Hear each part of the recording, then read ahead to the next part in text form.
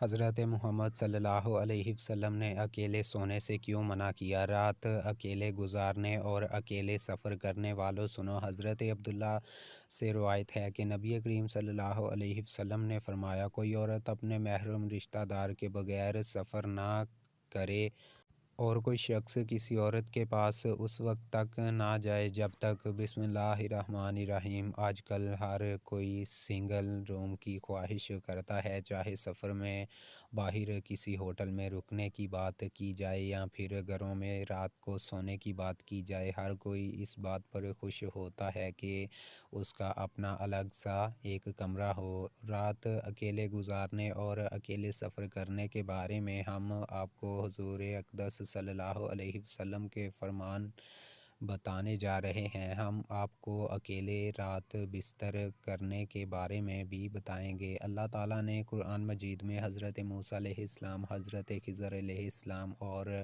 حضرت ذوالقرنین علیہ السلام کے سفروں کا ذکر فرمایا۔ یاد رہے کہ سفر کے دوران انسان کو جہاں بہت کچھ سیکھنے کا موقع ملتا ہے، وہیں پر اس کو مختلف اتار چڑھاؤ کا سامنا بھی کرنا پڑتا ہے۔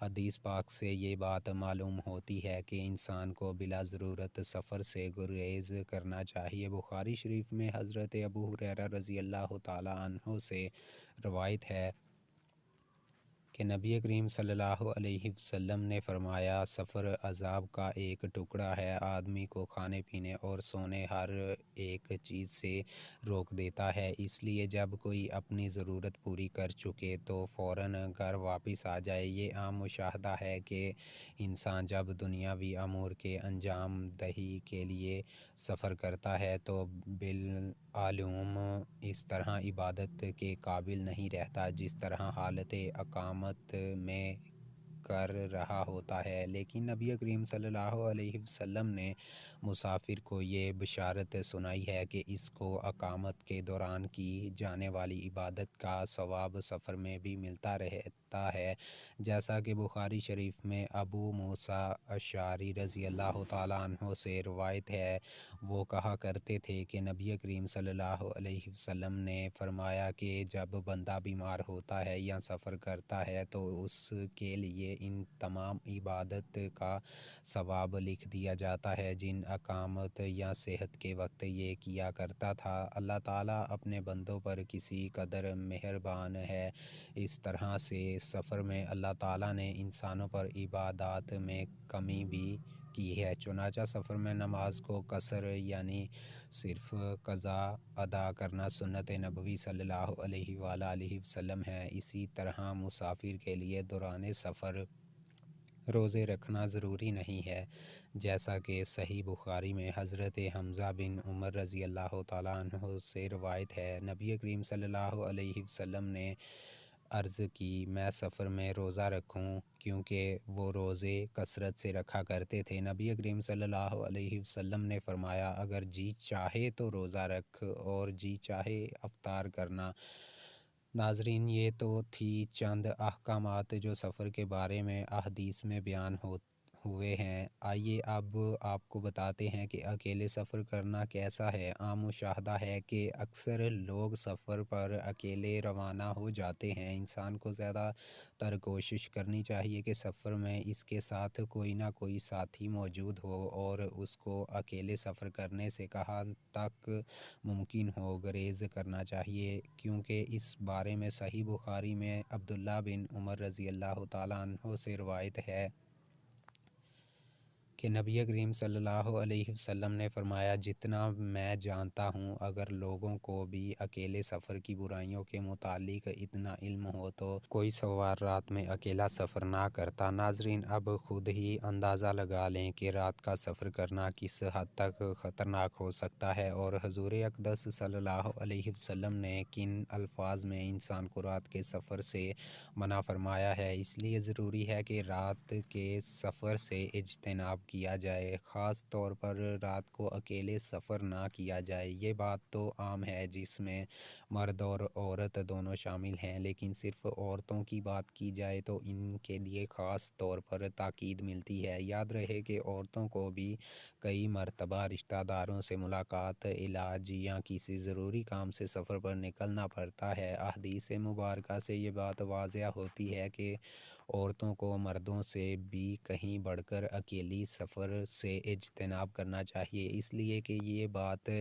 فتنے کا باعث بن سکتی ہے اور ان کی عزت و ناموس کو بھی خطرہ لاحق ہو سکتا ہے، جیسا کہ صحیح بخاری میں حضرت عبداللہ بن عباس رضی اللہ تعالیٰ عنہ سے روایت ہے کہ نبی کریم صلی اللہ علیہ وآلہ وسلم نے فرمایا، کوئی عورت اپنے محرم رشتہ دار کے بغیر سفر نہ کرے اور کوئی شخص کسی عورت کے پاس اس وقت تک نہ جائے جب تک وہاں کوئی محرم موجود نہ ہو۔ ایک شخص نے پوچھا، یا رسول اللہ صلی اللہ علیہ وسلم، میں فلاں لشکر میں جہاد کے لیے نکلنا چاہتا ہوں لیکن میری بیوی کا ارادہ حج کا ہے، تو آپ صلی اللہ علیہ وسلم نے فرمایا، تو اپنی بیوی کے ساتھ حج کو جا۔ یہاں پر خواتین کو غور کرنے کی ضرورت ہے جو کہ بلا جھجک کسی بھی کام سے گھر سے باہر چلی جاتی ہیں اور محرم ساتھ نہیں ہوتا، اسی لیے عورتوں کو خاص طور پر اس بات کا اہتمام کرنا چاہیے۔ رات کی بات تو بہت دور ہے، عورت کو دن میں بھی اکیلے سفر کرنے کی اجازت نہیں ہے۔ سفر کے حوالے سے چند مزید احکام پر بھی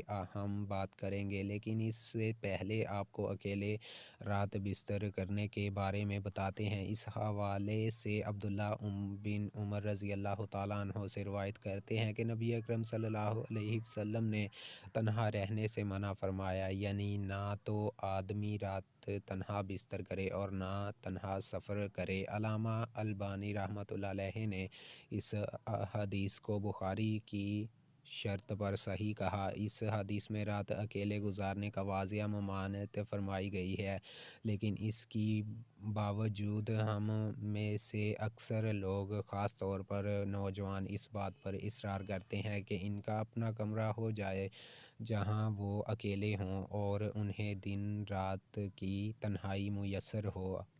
اہل علم نے رات اکیلے گزارنے کی ممانعت کی بہت سی احکامتیں بیان فرمائی، جن میں سے چند یہ ہیں: تنہا رہا جائے تاکہ شیطانی وسوسے سے محفوظ رہا جا سکے، کیونکہ انسان زیادہ تر تنہائی میں شیطانی وسوسے میں مبتلا ہو جاتا ہے۔ اسی طرح یہ بھی خدشہ ہو سکتا ہے کہ کوئی شخص تنہائی میں وحشت محسوس نہ کرے۔ یہ بھی ایک حکمت ہے کہ تنہائی میں کسی دشمن، چور یا ناگہانی آفت سے محفوظ رہنا مشکل ہو سکتا ہے۔ تنہائی میں کسی بھی اچانک مصیبت و بیماری وغیرہ کی صورت میں کوئی نہ ہو تو پریشانی ہو سکتی ہے۔ یاد رہے کہ رسول اللہ صلی اللہ علیہ وسلم کی ہر نصیحت پر عمل کرنے میں خیر ہے، اسی لیے بغیر یہ سوچے کہ اس بات میں کیا حکمت ہو سکتی ہے، مسلمان کو حضور اقدس صلی اللہ علیہ وسلم کی نصیحت پر عمل کر لینا چاہیے، اس میں اس کے لیے بہتری ہے۔